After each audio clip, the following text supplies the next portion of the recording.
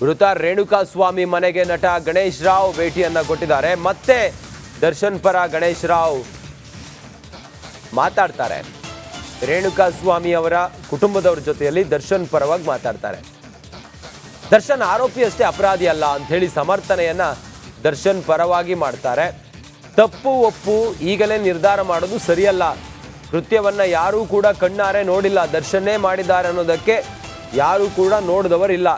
ನ್ಯಾಯಾಲಯದ ಮುಖಾಂತರ ಸಾಬೀತಾಗಲಿ ಎಲ್ಲವೂ ಕೂಡ. ದರ್ಶನ್ ಆ ಮಟ್ಟಕ್ಕೆ ಇಳಿಯುವ ಮನುಷ್ಯ ಅಲ್ಲ, ಕೊಲ್ಲೋ ಮಟ್ಟಕ್ಕೆ ಇಳಿಯುವ ಮನುಷ್ಯ ದರ್ಶನ್ ಖಂಡಿತವಾಗ್ಲೂ ಕೂಡ ಅಲ್ಲ. ದರ್ಶನ್ ತಪ್ಪು ಮಾಡಿಲ್ಲ ಅಂತ ಹೇಳಿ ನಟ ಗಣೇಶ್ ರಾವ್ ಹೇಳಿದ್ದಾರೆ. ಏನೋ ಒಂದು ಆತ್ಮಸಾಕ್ಷಿಗೆ ನಮ್ಮ ಆತ್ಮತೃಪ್ತಿಗೆ ಒಂದು ಕೊಡ್ತಾರೆ. ದಯವಿಟ್ಟು ಇದನ್ನ ಸ್ವೀಕಾರ ಮಾಡಿ. ಇದು ಪ್ರಚಾರಕ್ಕಂತೂ ಅಲ್ಲ, ಏನೋ ತಪ್ಪು ತಿಳ್ಕೊಬೇಡಿ ಪ್ಲೀಸ್. ಏನೋ ಒಂದು ಕಿರು ಕಾಣಿಕೆ ಅಷ್ಟೇ. ಮೊನ್ನೆ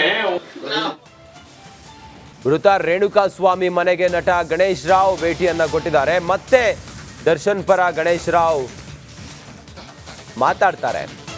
ರೇಣುಕಾಸ್ವಾಮಿ ಅವರ ಕುಟುಂಬದವರ ಜೊತೆಯಲ್ಲಿ ದರ್ಶನ್ ಪರವಾಗಿ ಮಾತಾಡ್ತಾರೆ. ದರ್ಶನ್ ಆರೋಪಿ ಅಷ್ಟೇ ಅಪರಾಧಿ ಅಲ್ಲ ಅಂತ ಹೇಳಿ ಸಮರ್ಥನೆಯನ್ನ ದರ್ಶನ್ ಪರವಾಗಿ ಮಾಡ್ತಾರೆ. ತಪ್ಪು ಒಪ್ಪು ಈಗಲೇ ನಿರ್ಧಾರ ಮಾಡೋದು ಸರಿಯಲ್ಲ. ಕೃತ್ಯವನ್ನ ಯಾರೂ ಕೂಡ ಕಣ್ಣಾರೆ ನೋಡಿಲ್ಲ, ದರ್ಶನ್ನೇ ಮಾಡಿದ್ದಾರೆ ಅನ್ನೋದಕ್ಕೆ ಯಾರೂ ಕೂಡ ನೋಡಿದವರಿಲ್ಲ. ನ್ಯಾಯಾಲಯದ ಮುಖಾಂತರ ಸಾಬೀತಾಗಲಿ ಎಲ್ಲವೂ ಕೂಡ. ದರ್ಶನ್ ಆ ಮಟ್ಟಕ್ಕೆ ಇಳಿಯುವ ಮನುಷ್ಯ ಅಲ್ಲ, ಕೊಲ್ಲೋ ಮಟ್ಟಕ್ಕೆ ಇಳಿಯುವ ಮನುಷ್ಯ ದರ್ಶನ್ ಖಂಡಿತವಾಗ್ಲೂ ಕೂಡ ಅಲ್ಲ. ದರ್ಶನ್ ತಪ್ಪು ಮಾಡಿಲ್ಲ ಅಂತ ಹೇಳಿ ನಟ ಗಣೇಶ್ ರಾವ್ ಹೇಳಿದ್ದಾರೆ. ಏನೋ ಒಂದು ಆತ್ಮಸಾಕ್ಷಿಗೆ ನಮ್ಮ ಆತ್ಮತೃಪ್ತಿಗೆ ಒಂದು ಕೊಡ್ತಾರೆ. ದಯವಿಟ್ಟು ಇದನ್ನ ಸ್ವೀಕಾರ ಮಾಡಿ. ಇದು ಪ್ರಚಾರಕ್ಕಂತೂ ಅಲ್ಲ, ಏನೋ ತಪ್ಪು ತಿಳ್ಕೊಬೇಡಿ ಪ್ಲೀಸ್. ಏನೋ ಒಂದು ಕಿರು ಕಾಣಿಕೆ ಅಷ್ಟೇ. ಮೊನ್ನೆ ಈಗ ಕರ್ನಾಟಕ ಎಕ್ಸ್ಪ್ರೆಸ್ನ ಒಂದೊಂದೇ ಸುದ್ದಿಗಳನ್ನು ನೋಡೋಣ ಬನ್ನಿ. ಉತ್ತರ ಕನ್ನಡ ಜಿಲ್ಲೆಯ ಶಿರೂರು ಭೂಕುಸಿತ ದುರಂತ ಸಂಬಂಧ ಈಶ್ವರ್ ಮಲ್ಪೆ ತಂಡದಿಂದ ನಿರಂತರ ಶೋಧ ಕಾರ್ಯ ನಡೀತಾ ಇದೆ. ಶೋಧ ನಡೆಸಿದ ತಂಡದಿಂದ ಕಾರ್ಯಾಚರಣೆಯ ಮಾಹಿತಿಯನ್ನ ಸಂಗ್ರಹಿಸಲಾಗಿದೆ. ಸ್ಥಳದಲ್ಲಿ ಕಾರ್ಯಾಚರಣೆ ತುಂಬಾ ಕಠಿಣವಾಗಿದ್ದು ಈಶ್ವರ್ ಮಲ್ಪೆ 6-7 ಸಲ ಮುಳುಗಿ ಸ್ಥಳ ಪರಿಶೀಲಿಸಿದ್ದಾರೆ. ನದಿಯಾಳದಲ್ಲಿ ಬೃಹತ್ ಆಲದ ಮರ ಅಡ್ಡಿಯಾಗಿದ್ದು ಸಾಕಷ್ಟು ಮರದ ದಿಮ್ಮಿಗಳು ಸಿಲುಕಿಕೊಂಡಿವೆ. ಅಂಕೋಲಾದಲ್ಲಿ ಭೂಕುಸಿತವಾಗಿ ನಾಪತ್ತೆಯಾದವರಿಗೆ ಶೋಧ ಕಾರ್ಯಾಚರಣೆ ಮುಂದುವರೆದಿದೆ. ನಾಪತ್ತೆಯಾಗಿದ್ದ 8 ಮಂದಿ ಪೈಕಿ ಈಗಾಗಲೇ 8 ಮಂದಿ ಮೃತದೇಹ ಪತ್ತೆಯಾಗಿದೆ. ಆದರೆ ಇನ್ನೂ ಸುಳಿವು ಸಿಗದ ಮೂವರಿಗಾಗಿ ಮತ್ತೆ ಹುಡುಕಾಟ ನಡೀತಾ ಇದೆ. ಗಾಳಿ ಮಳೆ ಲೆಕ್ಕಿಸದೆ ಕಾರ್ಮಿಕರು ಶೋಧ ನಡೆಸ್ತಾ ಇದ್ದಾರೆ. ಶಾಸಕ ಸತೀಶ್ ಸೈಲ್ ಬೇಡಿ ಬಿಟ್ಟಿದ್ದಾರೆ. ಮಧ್ಯಾಹ್ನದಿಂದ ಸಂಜೆವರೆಗೂ ಕೂಡ ತಂಡದ ಸದಸ್ಯರಿಗೆ ಸತೀಶ್ ಸೈಲ್ ಸಾಥ್ ನೀಡಿದ್ರು. ಮತ್ತೆ ಇಂದಿನಿಂದ ಕಾರ್ಯಾಚರಣೆ ಮುಂದುವರಿಯಲಿದೆ ಅಂತೇಳಿ ನಿನ್ನೆ ರಾತ್ರಿ ಹೇಳಿದ್ದಾರೆ.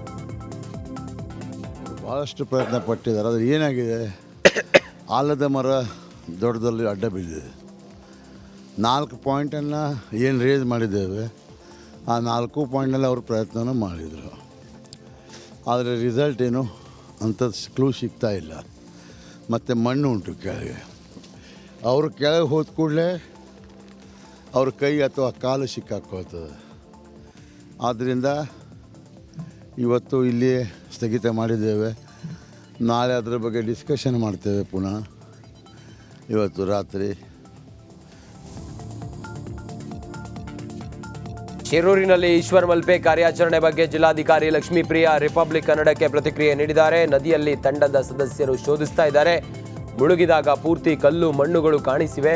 ಈಗಾಗಲೇ ಆರ್ಮಿ ನೇವಿ 4 ಪಾಯಿಂಟ್ ಗುರುತಿಸಿದೆ.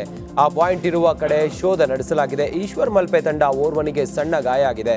ತಂಡದ ಓರ್ವನಿಗೆ ಇಂದು ಕಾರ್ಯಾಚರಣೆ ಮುಂದುವರಿಯಲಿದೆ. ಕಾರ್ಯಾಚರಣೆ ಸ್ಥಳಕ್ಕೆ ಟಗ್ ತರುವುದು ಕಷ್ಟವಾಗ್ತಾ ಇದೆ. ನಾಪತ್ತೆಯಾದವರಿಗಾಗಿ ಶೋಧ ಮುಂದುವರಿಸುತ್ತೇವೆ ಅಂತ ಹೇಳಿದ್ದಾರೆ. ಅಂತ ಏನು ಅರೇಂಜ್ ಮಾಡ್ತಾ ಇದ್ವಿ, ಕೆಲವೊಂದು ಟೆಕ್ನಿಕಲ್ ರೀಸನಿಂದ ಬರಲಿಕ್ಕಾಗಿಲ್ಲ. ಅದು ಡಿಸ್ಮ್ಯಾಂಟಲ್ ಮಾಡಿ ಮತ್ತೆ ಅಸೆಂಬಲ್ ಮಾಡಿ ಬರಬೇಕು. ಸೊ ಆ ಎಕ್ಸ್ಪರ್ಟ್ ಟೀಮ್ ಸ್ವಲ್ಪ ಕೋಆರ್ಡಿನೇಷನ್ ಇಶ್ಯೂ ಆಯಿತು. ಸೊ ಇವತ್ತು ನಿನ್ನೆ ಬರಲಿಕ್ಕೆ ಆಗಿಲ್ಲ. ಸೊ ಇವತ್ತು ನೈಟ್ ಆ ಎಕ್ಸ್ಪರ್ಟ್ ಟೀಮ್ ಬರ್ತಾರಂತ ಅದು ಪ್ರಯತ್ನವನ್ನು ನಾವು ಕಂಟಿನ್ಯೂ ಮಾಡ್ತೀವಿ. Are not dropping it. But meanwhile ಅದು ಬಂದಿಲ್ಲ ಅಂತ ಹೇಳಿ ಟಗ್ ಬೋಟ್ಸ್ ಅರೇಂಜ್ ಮಾಡಬೇಕು ಅಂತ ನಮ್ಮ SP ಅವರು ಪೋರ್ಟ್ಗೆ ಮಾತಾಡಿಕೊಂಡು ಅರೇಂಜ್ ಮಾಡ್ತಾ ಇದ್ದಾರೆ. Tug boat shortly evening arrive ಆಗ್ಬೋದು. ದಟ್ ಆಲ್ಸೋ ಕನ್ಫರ್ಮ್ ಆಗಿ. ಉತ್ತರ ಕನ್ನಡದ ಶಿರೂರು ಗುಡ್ಡ ಕುಸಿತದಿಂದ ನೋವಿನ ಕಥೆಗಳು ಈಗ ಹುಟ್ಕೊಳ್ತಾನೆ ಇವೆ ಒಂದೊಂದಾಗಿ. ಜುಲೈ 16ರಿಂದ ಈವರೆಗೂ ಕೂಡ ಬಾರದ ಜಗನ್ನಾಥ ನಾಯಕಗಾಗಿ ಕುಟುಂಬ ಕಾದು ಕೂತಿದೆ. ನನ್ನ ತಂದೆಯ ಮೂಳೆಯನ್ನಾದರೂ ತಂದುಕೊಡಿ, ಇಲ್ಲಾಂದ್ರೆ ಅಂಗಿಯನ್ನಾದರೂ ತಂದುಕೊಡಿ ಅಂತ ನಾಪತ್ತೆಯಾದ ಜಗನ್ನಾಥ ನಾಯ್ಕ ಕುಟುಂಬ ರೋಧಿಸ್ತಾ ಇದೆ. ಅಪ್ಪನ ಬರುವಿಕೆಗೆ ಕಾದು ಕುಳಿತಿರುವ ಮಕ್ಕಳು ರಿಪಬ್ಲಿಕ್ ಕನ್ನಡದ ಮುಂದೆ ಅಳಲನ್ನ ವ್ಯಕ್ತಪಡಿಸಿದ್ರು. ಒಂದು ಮೂಳೆ ಸಿಕ್ಕಿದ್ರು ಸಾಕು, ಅವ್ರದ್ದೊಂದು ಸುಳಿ ಸಿಕ್ಕಿದ್ರು ಸಾಕು, ನಮ್ಗೆ ಅವ್ರದ್ದೊಂದು ಅಂಗಿ ಹಾಕಿರೋ ಅಂಗಿ ಸಿಕ್ಕಿದ್ರು ಸಾಕು.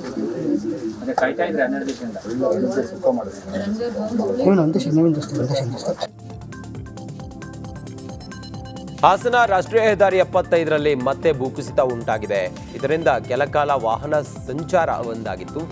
ಸಕಲೇಶಪುರದಲ್ಲಿ ಕಳೆದ ಒಂದು ವಾರದಿಂದ ಸುರಿತಾ ಇರುವ ಭಾರಿ ಮಳೆಗೆ ಎತ್ತಿನಹಳ್ಳ ಪೈಪ್ಲೈನ್ ಹಾದು ಹೋಗುವ ಹೆಗ್ಗದ್ದೆ ಕಪ್ಪಳ್ಳಿ ಮಧ್ಯದಲ್ಲಿ ಭೂಕುಸಿತ ಉಂಟಾಗಿದೆ. ರಾಷ್ಟ್ರೀಯ ಹೆದ್ದಾರಿಯಲ್ಲಿ ಚಲಿಸುವ ವಾಹನ ಸಂಚಾರದಲ್ಲಿ ಕೆಲಕಾಲ ವ್ಯತ್ಯಯ ಉಂಟಾಗಿದೆ. ಹೀಗಾಗಿ ತಕ್ಷಣವೇ ರಾಷ್ಟ್ರೀಯ ಹೆದ್ದಾರಿಯಲ್ಲಿ ಕೆಲಸ ನಿರ್ವಹಿಸ್ತಾ ಇದ್ದ ಜೆಸಿಬಿ ಸ್ಥಳಕ್ಕೆ ಆಗಮಿಸಿ ರಸ್ತೆ ಮೇಲೆ ಬಿದ್ದಿದ್ದ ಮಣ್ಣನ್ನ ತೆರವುಗೊಳಿಸಿದೆ.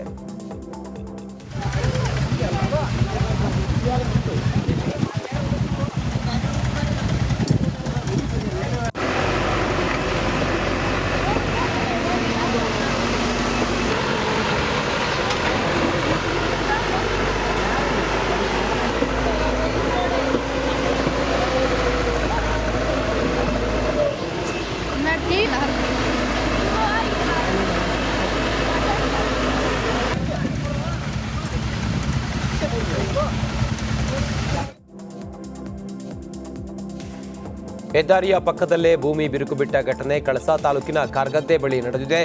ಕಳಸಾ ಕುದುರೆಮುಖ ಕಾರ್ಕಳ ಹೆದ್ದಾರಿಯಲ್ಲಿ ಬಿರುಕು ಕಂಡು ಬಂದಿದೆ.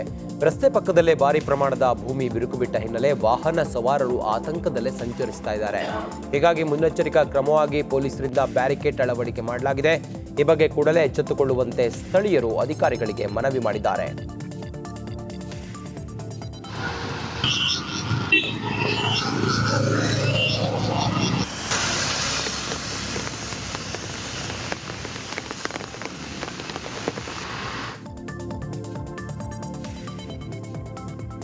ಬೆಳಗಾವಿಯ ಘಟಪ್ರಭಾ ನದಿ ಉಕ್ಕಿ ಹರಿದ ಪರಿಣಾಮ ನದಿ ತೀರದಲ್ಲಿ ಪ್ರವಾಹ ಸಂಭವಿಸಿದೆ.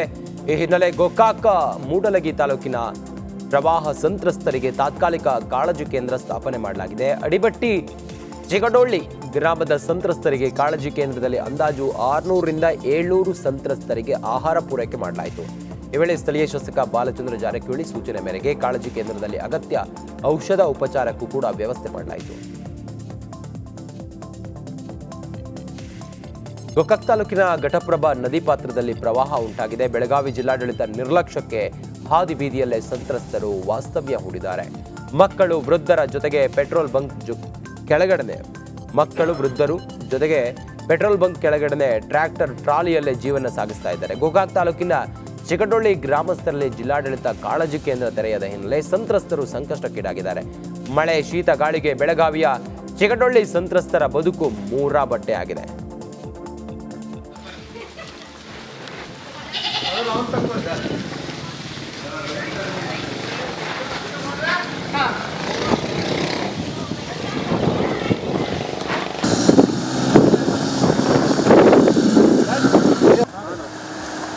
ಇಲ್ಲಿ